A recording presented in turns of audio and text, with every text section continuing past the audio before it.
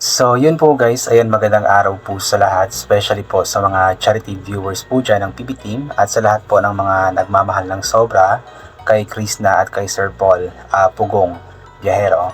So in this video po is another topic po yung pag-uusapan po natin. Ito po ay patungkol po dun sa naging vlog ni Krishna nung nakaraang araw.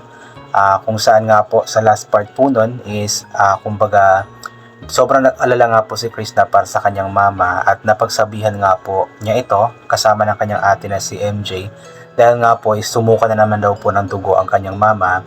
Ang dahilan daw po nito is dahil naglakad po ito ng malayo papunta po doon sa sakahan po nila, which is sabi nga po ni Krishna na hindi na naman kailangan daw na magpunta ng kanyang mama doon kasi nga nagsisikap naman daw po siya kasama ng kanyang ate para magkapera nga po sila nang sa ganun is hindi na po kailangan pang magtrabaho nga po ng kanyang mga magulang. Pero pumunta pa rin po ang kanyang mama doon kasi siguro iniisip ng kanyang mama na gusto rin po niya makatulong sa mga gastusin, ganito ganyan. Pero para kay Krishna kasi hindi na po kailangan pa na magtrabaho siguro ng kanyang mama, ng kanyang mga magulang kasi nga ginagawa ni Krishna ang lahat nga po ng kanyang makakaya para lamang talaga ma-provide nga po sa kanila ang mga pangangailangan nga po nila. Kaya sobrang nag-alala nga po si Krishna at napagsabihan nga po niya ang kanyang mama na kumbaga sabi daw po niya is matigas daw po ang ulo at dapat sa bahay na lamang daw po ito magstay. Pero naiintindihan po natin ulit yung kanyang mama kasi alam po natin na yung mga kababayan po natin na mga nasa bundok po talaga, isanay po sila sa mga sa mga gawain sa sakahan, sanay po sila na gumalaw. Hindi po sila sanay na nakatunganga lamang sa bahay. Kaya siguro ganoon po yung ginawa ng kanyang mama. Kahit na may iniinda itong sakit ay talagang pinilit po niya na magtrabaho, pinilit po niya na pumunta sa sakahan po nila para kahit papano is makatulong nga po sa pamilya. Pero sabi nga po nila Krishna sa kanya na hindi pa naman sure daw po na kikita daw po ito ng malaki doon sa kanilang sakahan. Kaya mas okay na sana kung nasa bahay na lamang po ito. So doon pa lamang po is alam po natin na mahal po ni Krishna ang kanyang mama kasi yung napagsabihan po niya ang kanyang mama is hindi naman po ito napagsabihan kasi nga po gusto lamang ni Krishna napagsabihan po ito nang walang dahilan. Pinagsasabihan niya ito para sa ikakabuti din po niya, para sa hindi po siya mapahamak pa since may sakit nga po siya. So mahirap po yun na maglakad ng malayo, pumunta sa bukirin or sa sakahan tapos napakainit pa. So delikado po yun para sa mama ni Krishna. Kaya tama lang din po yung nasabi ni Krishna ni MJ sa kanilang mama and hoping na hindi na maulit pa, hoping na makinig po ang kanyang mama or kanilang mama sa kanila dahil nga po yung napagsabihan po nilang kanilang mama is tanda lamang po yun ang pagmahal po nila sa kanilang mama dahil nga po ayaw po nila na mapahamak po ito. Talagang mapagmahal kasi itong si Krishna sa kanyang pamilya, especially po sa kanyang mga magulang, sa kanyang mama. Talagang ayaw po niya na mapahamak po ang kanyang mama. Di ba nung nalaman nga po niya na may sakit nga po ang kanyang mama, is grabe po yung iyak niya, di ba? Kasama pa po niya that time sila Sir Paul at ang PB Team. And yun, doon po natin naramdaman talaga kung gaano kamahal ni Krishna ang kanyang mama. Kaya kung napagsabihan man po ni Krishna ang kanyang mama is alam ko naiintindihan din po ng kanyang mama ito dahil nga po mahal na mahal po talaga siya ng kanyang anak. At alam ko na ang ginagawa ni Krishna is para din ma-open yung mind ng kanyang mama ba na hindi niya kailangan na magtrabaho pa, hindi niya kailangan na pumunta sa bukirin, maglakad ng malayo, ganito ganyan. Para ma-open din po yung kanyang mind na andyan yung kanyang mga anak na umaagapay sa kanya, tumutulong sa kanya, pinoprovide nga po yung needs nga po nila. So nakakatawa lamang po itong si Krishna, ang kanyang mga kapatid dahil nga po talagang hindi sila ganun ka-showy siguro pagdating sa pagpaparamdam sa pagmamahal sa kanilang mama kasi di ba pinagalitan po nila pinagsabihan po nila, pero alam po natin na yung ginawa po nila is napakalaking bagay po nun para sa kanilang mama, para sa mama ni Krishna. Napakalaking bagay po nun para ma-open nga po yung mind po nito na andyan nga po ang kanyang mga anak, hindi siya nag-iisa at talagang andyan po ang kanyang mga anak na handang tulungan nga po siya. Tsaka pagdating naman sa pagkain, di ba, mga pangangailangan po nila is andyan naman po always si Krishna na nagbibigay nga po sa kanila. At napakalaking tulong po talaga yung suporta na ginagawa or binibigay po natin kay Krishna dahil kahit papaano po is nakakatulong nga po siya sa kanyang pamilya, especially sa needs nga po ng kanyang mga magulang, sa mga pagkain nito, sa gamot po nito, ganito, ganyan. So, nagpo-provide po niya dahil nga po sa suporta po natin sa kanya. And hoping na hindi na po maulit pa na magsuka ng dugo ang kanyang mama, hoping na gumaling na nga po ito at makinig na po siya sa payo ng kanyang mga anak sa kanya. And siguro, kailangan din po na ma-check up ulit yung kanyang mama nang sa ganun is masiguro po na maayos po talaga ang kanyang kalagayan nang sa ganun is hindi na po kailangan pang mag-alala pa nila Krishna, nila MJ sa kalagayan nga po ng kanilang mama. So ipag-pray po natin yung agarang pagaling nga po ng kanyang mama. Ipag-pray po natin na kumbaga mag-success din po itong si Krishna kasi malaking bagay po yun para yun nga po hindi na po kailangan pang gumalaw or magtrabaho ng kanyang mga magulang at sa bahay na lamang sila magstay, sa bahay na lang gagawin pa, mag-aantay na lamang po ng ayuda mula kay Krishna. Alam ko na siguro iniisip po nila na hindi nila kumbaga ayaw po nilang umasa kay Krishna or sa mga anak po nila, pero sa kalagayan po nila, especially ng kanyang mama, need din po nilang umasa nga po sa kanilang mga anak, especially kay Krishna, since may sakit nga po siya. And also, kumbaga kusang loob naman itong pagbibigay or pagtulong ni Krishna sa kanila. Hindi naman ito kumbaga pinilit na tumulong, ganito, ganyan. Talagang mahal lamang po niya ang kanyang pamilya, ang kanyang mga magulang, kaya tumutulong nga po siya. Ayan.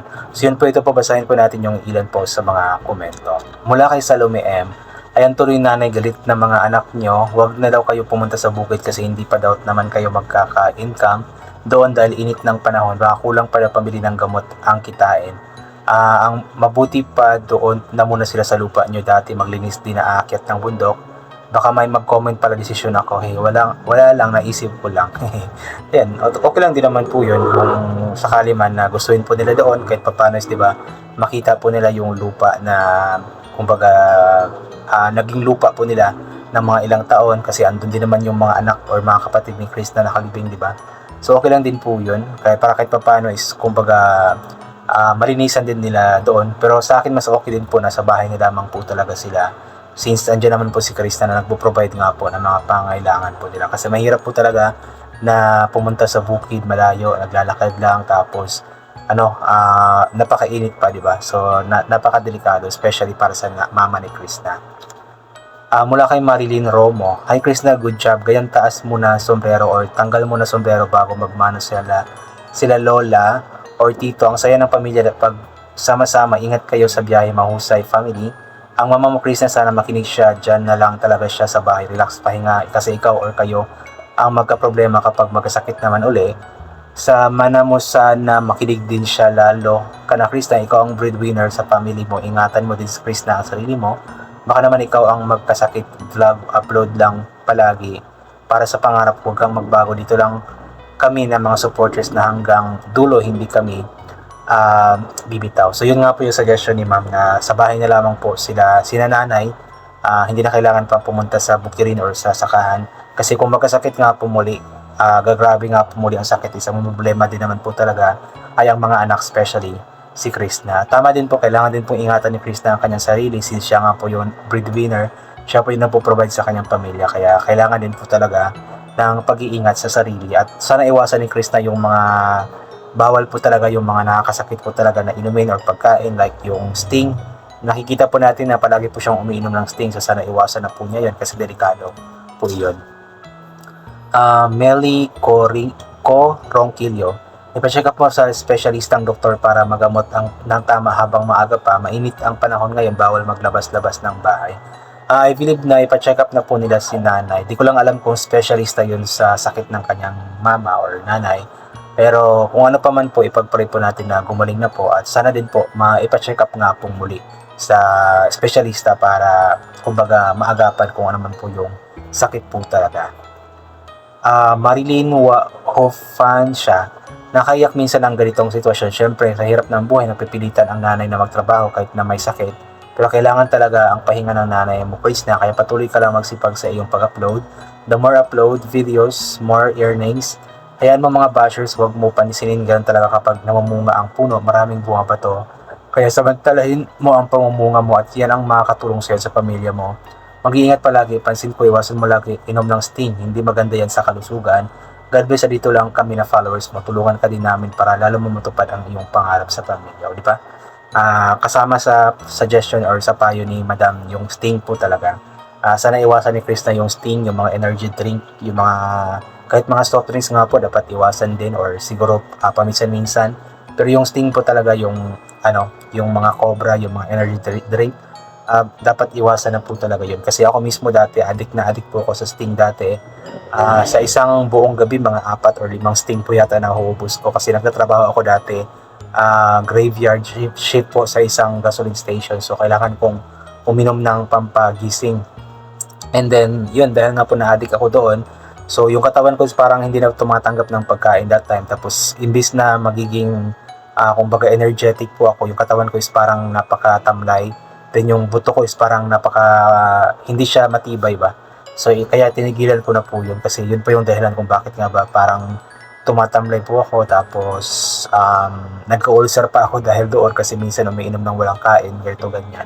So sana iwasan ni Chris na yun para sa kalusugan din po niya, especially na siya nga po yung nagpo-provide po para sa kanyang pamilya. Maria Buntuyan, Day Chris, si mama mo no more diha na lang sa balay, palambuang iyang grocery store para malingaw, dili mo lakaw og layo, site pagwapa day painggitan ng mga basher sa kagwapa ni mo, ipaayos ang ngipin og ang lalong gumanda, dahil palawan ang mga Bisaya, watching from Leyte, your hard supporter. Palaban ang mga Bisaya daw. Sabi nga po ni Ma'am dito, Bisaya kasi ito, translate po natin. Sabi ni Ma'am dito na dapat yung mama daw po ni Chris na sa bahay lamang daw po. Tapos yung store daw, parang may maliit na grocery store po yung mama po niya, or sari-sari store. So parang lagyan na lamang ng tinda para may pagkakaabalahan po siya para hindi na aalis-alis pa. Tapos yung mga bashers daw po, painggitin daw po sa kagandahan ni Chris na, kasi yung mga Bisaya daw is talagang palaban yung mga Bisaya, lalong-lalo na sa mga bashers. So anyway po, I think hanggang dito na lamang po muna ito. God bless po and bye for na po.